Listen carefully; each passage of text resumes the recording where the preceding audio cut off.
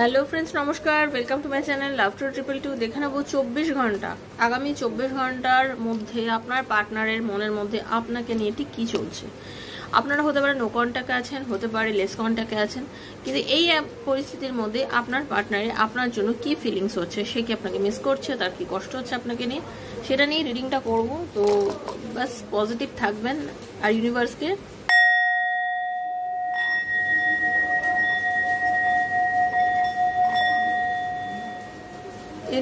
ধন্যবাদ জানাবেন। Thank you so much universe, thank you Radharani. দেখে নেবো আগামী 24 ঘন্টার মধ্যে আমাকে যারা দেখছেন, আমার সাবস্ক্রাইবার বন্ধুদের, ভালোবাসার মানুষের মধ্যে তাকে নিয়ে কি চলছে, কারেন্ট ফিলিংস কি আছে। Universe please guide me. অবশ্যই তাদের সাথে ম্যাচ করবে রিডিংটা যারা আমাকে সাবস্ক্রাইব করেছেন, কারণ সাবস্ক্রাইব করে এনার্জি এক্সচেঞ্জ না করলে কিন্তু ট্যারো রিডিং কারোর সঙ্গেই মেলে না। এনার্জি এক্সচেঞ্জ মাস্ট, ওকে। আর কারোর যদি পার্সোনাল রিডিং নেওয়ার ইচ্ছা থাকে আমার কাছ থেকে, তাহলে 7439693015 এই নাম্বারে আমাকে মেসেজের মাধ্যমে যোগাযোগ করবেন। তবে পার্সোনাল রিডিং কিন্তু পেইড রিডিং হয়, ওকে, সেটা ফ্রি অফ কস্ট হয় না।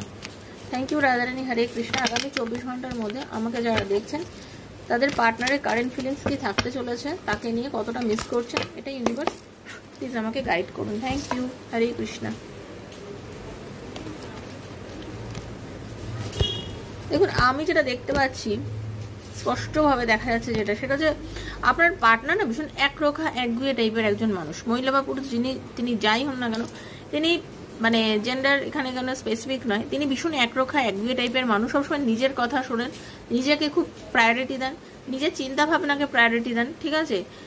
আর সে সবসময় মানে আপনাকে খুব একটা যত্ন করা বা আপনাকে খুব একটা কেয়ার করা সে কোনোদিনই কখনো করেনি।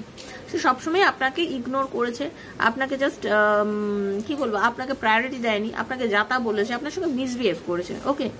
এমন একটা পরিস্থিতিতে যে কিনা কোনোখানেই ব্যালেন্স করতে চায়নি। আপনি হয়তো তাকে অনেক সময় অনেক প্রবলেম থেকে বাঁচানোর চেষ্টা করেছেন, সেদিকে তো সে কর্ণপ্রাতি করেনি।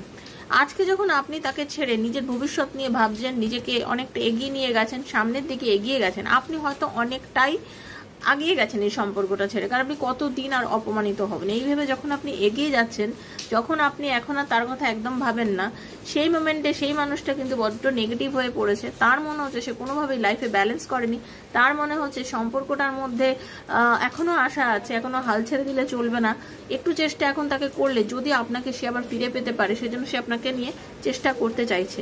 সে চাইছে আপনাকে নিয়ে বাঁচতে, কারণ সে আপনাকে ছাড়ে একদম ভালো নেই। ইমোশনাল একটা ডিট্যাচমেন্টের মধ্যে দিয়ে যে কিন্তু সে যাচ্ছে, সে মানসিক কষ্টে পাচ্ছে, এটাই হচ্ছে তার রিডিং।